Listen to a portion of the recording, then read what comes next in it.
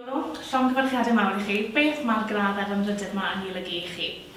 Mae'r gradd Anrhydeddus yma o Abertawe yn golygu llawer i fi, yn enwedig gan doeddwn i ddim y myfyriwr gorau pan o'n i yn yr ysgol, cwmpas i allan o gariad efo addysg, a bod yn berffaith onest efo chi, o'n i eisiau crwydro'r mynydd yn lle mynd i'r ysgol.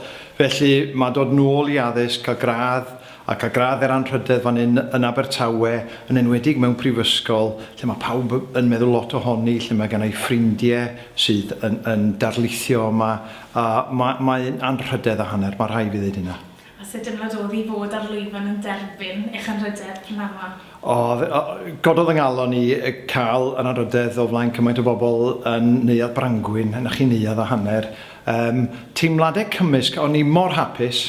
O'n i'n drist bod dad methu bod yma, mae dad wedi marw, ond hefyd o'n i'n teimlo fel bod fi'n twyllo chydig bach, achos oedd yna fyfyriwr nad wedi gweithio'n galed, gweithio'n 5 mlynedd i gael doethuriaeth, wedi cael gradd beth bynnag, a wedyn maen nhw'n rhoi gradd i fi am sefyll fyny a siarad am adar ac bywyd gwyllt, rhywbeth dwi'n mwynhau wneud beth bynnag, ond na, wirioneddol yn Anrhydeddus anferthol i fi.